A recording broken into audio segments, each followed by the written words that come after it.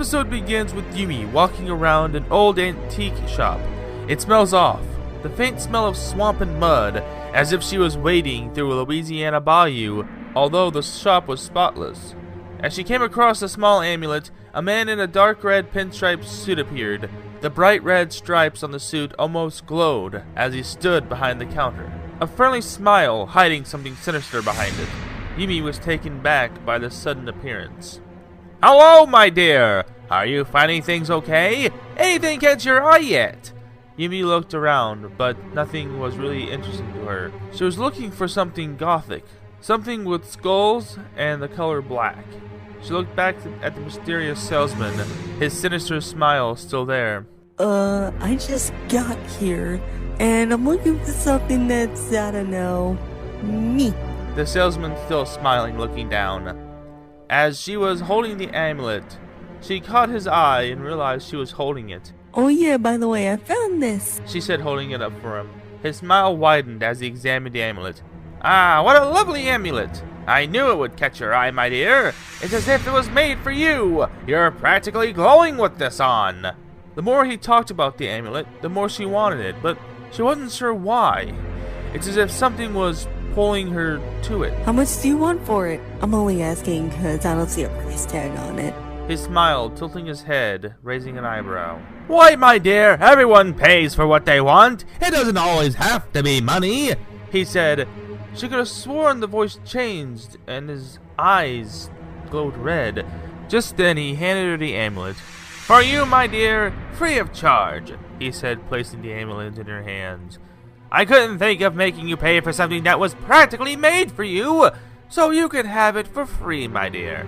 She looked confused at him before he put the amulet around her neck. She was still confused, but she really wanted the amulet. As she left, we see Alistair waving goodbye, his once friendly smile widening, his teeth now noticeably sharp and yellowed. We cut to the Smith house. Yumi walks in as the squad are watching interdimensional cable when they see her walk in. "Hey Yumi, you're back! Where'd you go? We were worried about you. We were watching some Cake and Fake. We wanted your input on some of them. They were pretty convincing." Doof agreed. "Yeah, Who's apparently was on. I mean, of course they were. They're practically everywhere. Anyways, they made a cake that looked almost identical to a computer, and Rick and the others thought they was going to get shocked themselves when they saw it was a normal cake. Don't worry, I laughed at them for you." Yumi seemed annoyed. "Normally I would have laughed with you, Doof, but that was kind of mean," she said, getting into the kitchen. They were confused by this. Later that day, Yumi was in the living room watching TV when Sims and Father walked to her. "Hey Yumi, me and Father was thinking about what you said, and we totally agree that was mean of Doof to say, even though he was the one that was worried about Toots getting shocked, which is weird once you say it out loud." Sims laughs as Yumi stares at her phone annoyed. Father clears his throat. "Okay, Yumi, that's fine. Just lay there and act like Summer when we try to tell you something," Father jokingly said, bumping Sims with his elbow when Yumi gets up and glares at them. "I'll have you know that I am nothing like my sister Summer. I'm my own person," she said, mad, before leaving. Father and Sims standing, wondering what they did to cause her to storm off like that. They went to tell Rick and the others about this. The next morning, the squad were having breakfast when Yumi walked in, dressed like a gothic biker, in a black leather jacket with spikes.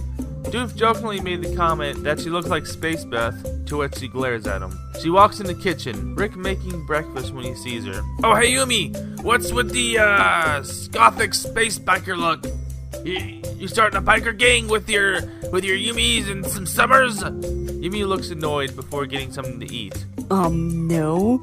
I just wanted to change my look. Is that a crime? Besides, I don't want people confusing me for my sister Summer or my bitch of a space mom," she said, looking at the others before going to her room. The squad looked at each other confused, them usually eating breakfast together while watching TV and talking. Later that day, Sims holds a squad meeting in Rick's garage. "So, anyone know why Yumi's acting like, Space Beth all of a sudden?" Sims asks as everyone looks around at each other. Just then, Harley speaks up. "Thank God I'm not the only one thinking of this. She snapped at me and called me a skanky bitch when I walked past her, and always someone calls me that." Father gives her a look. Well, maybe if you didn't wear them short shorts, they wouldn't be calling you that. Crocker looked at Father. Wait, I don't have a problem with it, Crocker said as Harley smiled. Father sighed. We get it. You two are dating. We're happy for you. Now can we figure out what's wrong with Yumi so we can get her back to normal? The squad think for a reason why she's acting so strange. Wait, she didn't say she got a new necklace or anything? Maybe it's because she's been acting like a total clod. Peridot said. Zim agrees. Zim also thinks that this is a little tad unusual that the Yumi would act like the summer clod after obtaining this strange amulet, he said, pointing up. But we need to know if this is certain that this is the cause for the clod behavior. Who do we know that might know something about amulets or magical objects of the unusual and whimsy? He asked loudly as we see Hoots playing a video game in their office at the Allery. Hey, it's Hoots. What's up? The squad explained the situation to Hoots while they keep playing the video game. Strange amulet, huh? Sorry, I don't know what kind of amulet or necklace could have that kind of magic or whatever it is that caused you to act like, what'd you say, a summer clod? They chuckle before Rick can be heard. Can you help us or not? Something changed my granddaughter and you giggling like some piece of shit isn't helping. Rick said, pissed off, before Sims calms him down. Look, if you know anything, please let us know. It would help us greatly. Who's paused the game and rubbed the sides of their face? Well, I don't think there's anything I can do. I'm resting from reviewing the first CA anniversary movie, Kikassia. Check it out if you haven't already. It's on my channel, Hoot in the Dark. They clear their throat.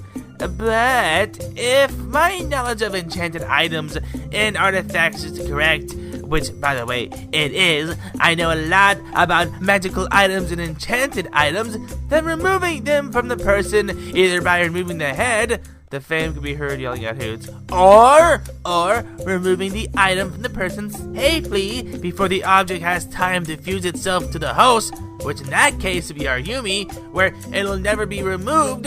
So if I were you, I'd get a move on getting the amulet off before it's too late.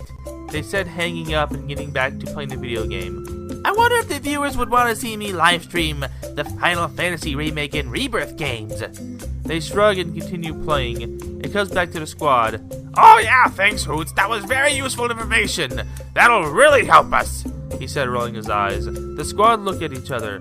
So I guess all we gotta go with is, oh hey Yumi, say, you mind taking off the amulet? Cause I think it's turning you into a real bratty teenager. That'll be a real genius idea, he said sarcastically. Then Rick gets an idea. Okay, I know exactly what we need to do.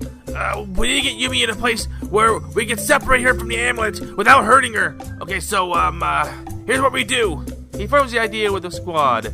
It cuts to the warehouse where the squad waits for Yumi. Rick finds a spot to give the signal. Okay, so tell me again why we have to do this here? I mean, I get it, we need a place that has lots of space. But really, the same warehouse that we saved that alien from those gangsters? Only to find out that he was really a monster? Rick shushes Doof. Just then, they see Yumi walk in and look around. Okay, why is there a note on my bedroom door that just reads, come to the warehouse, you know which one, we have the squad. She looks around annoyed for who sent the note when Rick jumps out and pushes a button. The amulet is pulled as if caught on her neck. What are you doing, old fool? Let go of the amulet! It's mine! She yelled as she tried getting the machine to stop trying to take her amulet. Just then, the amulet flies off her neck, and Rick shoots it midair. Yumi falls back, dazed at first. She looks around. Whoa! Guys, what happened? It felt like I was in a fog. I was mad the entire time when I was wearing the amulet. It felt like the amulet was bringing the worst of me out to the surface. Thanks, guys. I know I was acting like, what was it again? A summer clod? She laughed as the squad joined her. They made their way back as we see the destroyed amulet. A shadowy hand takes it as it vanishes into the ground. The shadow hand lays it on the desk before returning to where it came from. It was Alistair. now in his demon form. Oh well, I guess my little plan didn't come to fruition. I suppose I should inform my business partner that my mission didn't go as planned. He went off screen, chuckling, as it cuts back to the squad at the Smith's house watching TV. Sims is on the phone with Hoots. Yes, it's okay, she's safe. You were right about getting the amulet offer. No, we didn't doubt you. No, we don't think we know more than you. Okay, Hoots, I'm hanging up. Man, that owl has an ego on them. But they do get things done, and I gotta respect that, he says, sitting down, as Doof gives him a look. Well, I don't know about all of that. I mean, I suppose you're right about getting things done, but there is one thing you did absolutely get right. They have a huge ego. I mean, we get it. You and the other Hoots are so intelligent, and you make all these inventions, and you know how to make interdimensional travel and all that stuff. But it's like, you know, you can not be as egotistical as you are, Mr. Hoots, or whatever gender you are.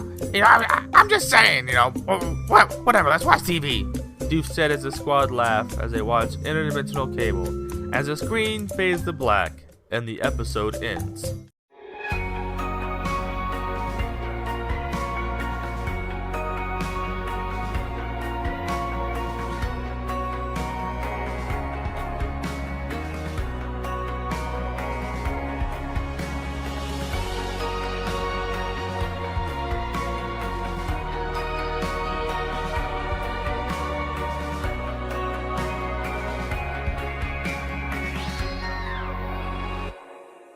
In an after-credits scene, the squad is watching TV when there's a knock at the door. Sims answers it, and it's revealed to be Aku. Hello, Squad 8! It has come to my attention that Yumi has turned to the dark side. The right side, may I ask? He laughs as Sims stares at him. I wanted to humbly extend an invitation to join the League of Evil myself. Aku says as Chrysalis calls for her. So where is the little brat? I have many important things to attend to. I don't have all day. I am a queen, you know. Just then Yumi pops her head out of the window. Aku, I've told you many times I'm never going to join you. It's never going to happen. I got rid of the amulet, by the way, because it was turning me into a bitch. Oh, but I'll definitely join the League of Evil. When pigs fucking fly. Never gonna happen, she said, closing the window. Toxic Rick looks at Aku. I told you it wasn't gonna fucking happen, but you wouldn't listen.